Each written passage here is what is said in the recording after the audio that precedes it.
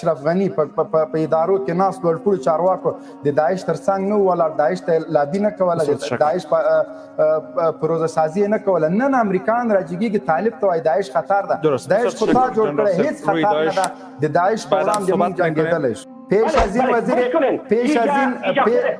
له ده نه مخکې د اروپایي اتحادیې د برطانیې خاص استازی هم راغلی و.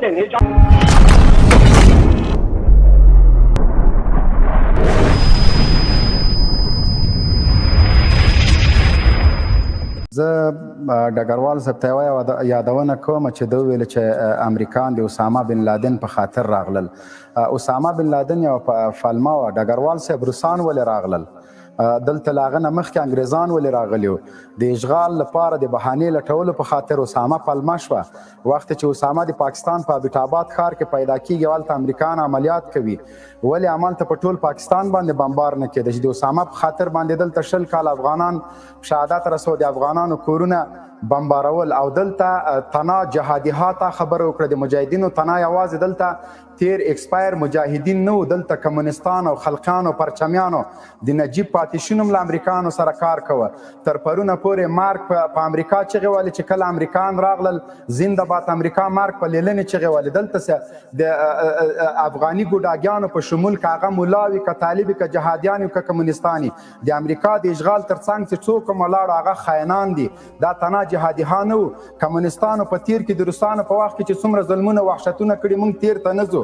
بیا یې همدغسې د غربیانو تر څنګ د امریکایانو تر څنګ هم جنایتونه او جرمونه وکړه. پرون یې مارک په امریکا چغې وهلې، بیا د امریکایانو تر څنګ چې ودرېد مارک په لیلنې چغې وهلې. خو وژلې افغانان، که مارک په امریکا یې چغې وهلې هم افغانان یې وژل، که مارک په لیلن چغې وهلې هم افغانان یې وژل. لطفا موږ تیر ته نه ځو. تیر جنایتونه چې هر څه شوي دي عفو عمومي اعلان شوی ده. راځئ دلته د ناټو په وړاندې چې ناټو کومه خبره کوي هغوی ته موږ څه جواب لرو.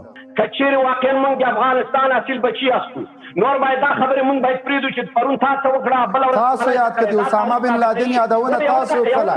جنایتونه چې کمونستانو امریکایي مجرمینو دلته کړي، تاسو له هغه نه یادونه وکړئ. تیر ته ته لاړلې، تیرو باندې موږ اوبه اچولې. راځئ چې نوي کارونه وکړو. یوه دقیقه زما ګوره، ما او تا ته د افغان اصیل بچی ته د افغانستان ملی ګټې دشمن باید باشیم. تشکر راسل صاحب. جنرال صاحب اگر به گذشته نریم، حال ناتو چی فکر میکنین؟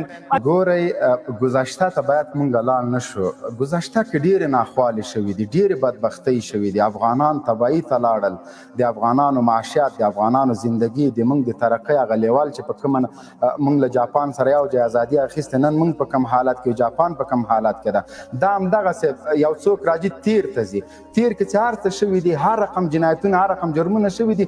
درست. پس ناتو نگران چی است؟ ناتو دغه نگران ده چې په افغانستان کې د مداخلو لاسونه پرې شول، دلته استخباراتي کړۍ، دلته په تریلیونونو ډالر مصارف وشو. هغه څه چې ناټو نه غوښتل هغه وشول.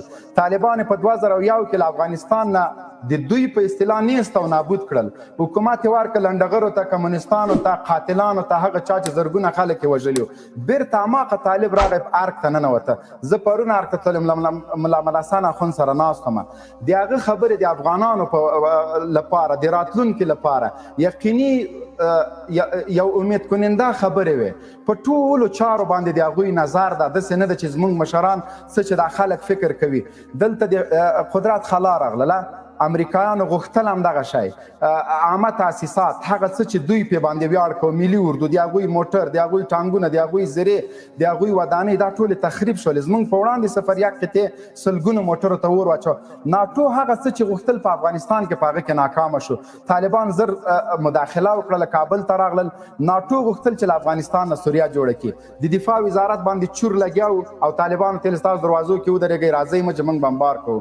د افغانستان داخله وزارت هوایي میدان تاسو په خپل ولیده، هغه ځایونه چې د وسلو ډیپوګانو دوی چور ته زمینه برابروله. کله چې طالب په باندې راغی، د چور مخې ونیوله.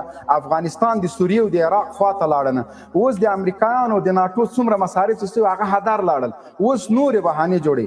که موږ افغانان یو نشو، موږ د طالب په نامه، د مجاهد په نامه، د خلقي په نامه، د پرچمي او د نورو په نامه یو بل نه اوس هم انتقام جویانه کارونه کوي. اوس طالب حاکم ده، طالب کولی شي د ورځې 1000 کسان ووژني، لیکن ولې څوک وژني؟ دا خو ملت ده.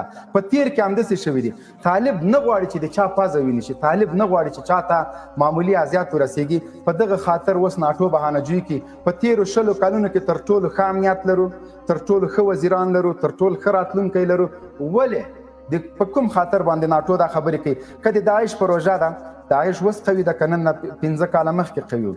همدغه امریکایانو اکمال نه کوه، همدغه مسلم یار، همدغه حنیف اتمر، کرزی، اشرف غني په ادارو کې ناست لوړپوړو چارواکو د داعش تر څنګ نه ولاړ، داعش ته لابي نه کوله، داعش پروژه سازي نه کوله. نن امریکایان راجګېږي طالب ته وایي داعش خطر ده. داعش خو تا جوړ کړی، هېڅ خطر نه ده. د داعش په وړاندې موږ جنګېدلی شو. پیش از این وزیر لدن مخکې د اروپایي اتحادیې د برطانیې خاص استازی هم راغلی. تاسو به خبر نه یاستئ، چشمکې ما اچولې دي وروره. یو خو له هیواد نه تښتېدلی. راسخ صاحب اگر روی موضوع صحبت داشته باشین. تشکر جنرال صاحب. نو موضوع صحیح نه چې ترسره کولی. دغه پاکستان د 40 کاله دا پاکستان دی، تاسو سار وخورئ د پاکستان په وړاندې. جنرال صاحب تشکر. خبره کوي دا د پاکستان ګوره اوس نه دلته د پاکستان ګټې شته، د ناټو شته، د هیڅ چا نشته. موږ افغانانو د افغانانو ګټې مهمې دي تر هر چا مخکې. 40 کاله د همدغه پاکستانیانو سره په شریکه باندې افغانستان ته بارود راوړل، هغه د هیر شول. همدغه د تورخم لاره چې نن بند کړې دا 20 کاله تا ته بارود په باندې راوړل. د پاکستان لاسپوڅي خو تاسو وي. په تیر حکومت کې اشرف غني د تلل د ایسای له مشر سره او د پاوج له مشر سره په طیارو کې پټ ملاقاتونه کول. موږ افغانانو د ټولو مسلمانانو زموږ د هیوادوالو که دلته هر څوک وي، هر تنظیم، هر ګوندي له ناټو نه او له برقدرتونو نه مو دا هیله ده چې په افغانستان کې مو ماتې خوړلې ده. نور د افغانانو په زخمونو مالګې مه دوړوئ.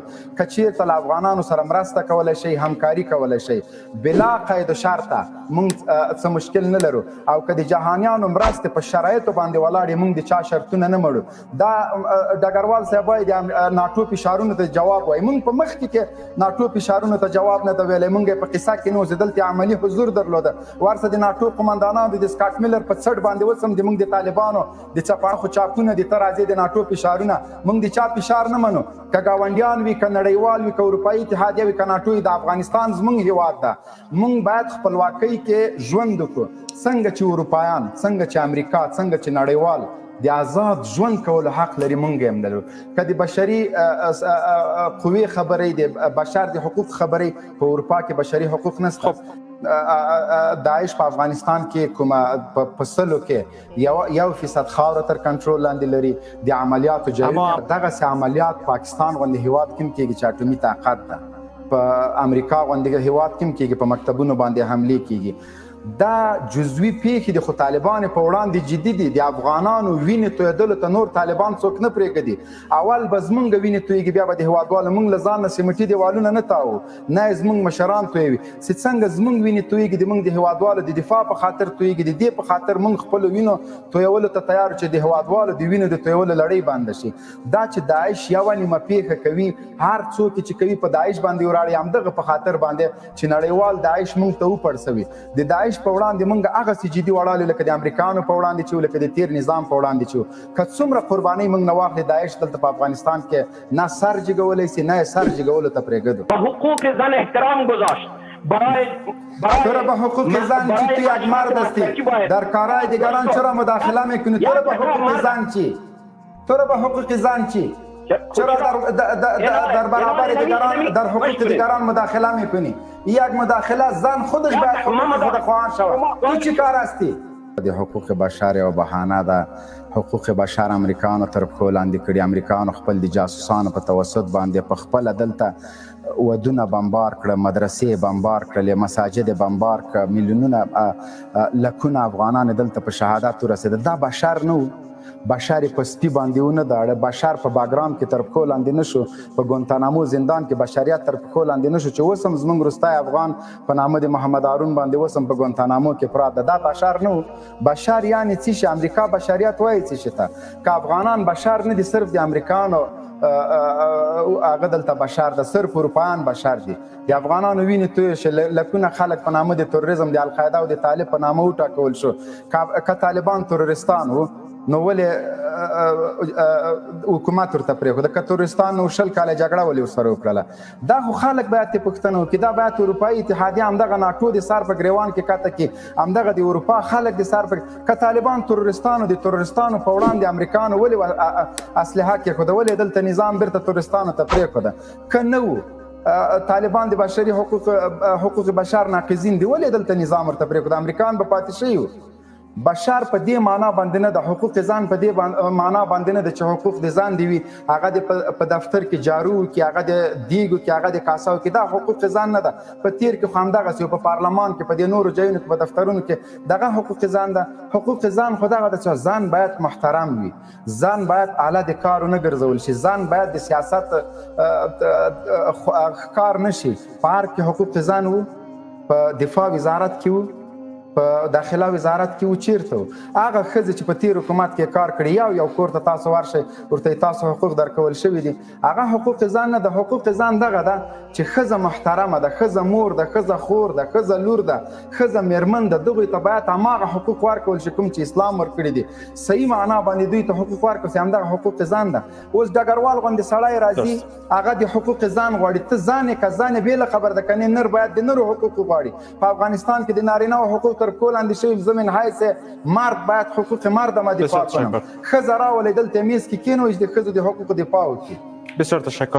ما از ناتو هیچ چیزی نمیخوایم در خاک ما مداخله نکنه ما هیچ چیز از ناتو نمیخوایم و ناتو چیزی که از پیش ما میخواه او در 20 سال ما او را قبول نکردیم با اینجا قدرتشان بود دلته جنگیالی و دلته درې لکه د ناتو فوج هغه وخت موږ د ناتو غوښتنې ونه منلې اوس هم نه منو او ډګروال صاحب یوه خبره تا ته دا کومه که په سینې پورې بم ملا تړلی د امریکانو په وړاندې جګړه ملا کړې ده لکونه شهیدان د ناتو په وړاندې ملا ورکړي دا هیواد ملا آباد کړی یو دقه دا هیواد ملا آباد کړی اوس به ملا نر غوندې حکومت هم کوي تا په تیر کې ټول زندان کې اچولي موږ مو زندان کې نه اچو موږ د ورونو په شان تاسو به موږ سره په خدمت کې که په کار درنه کار اخلو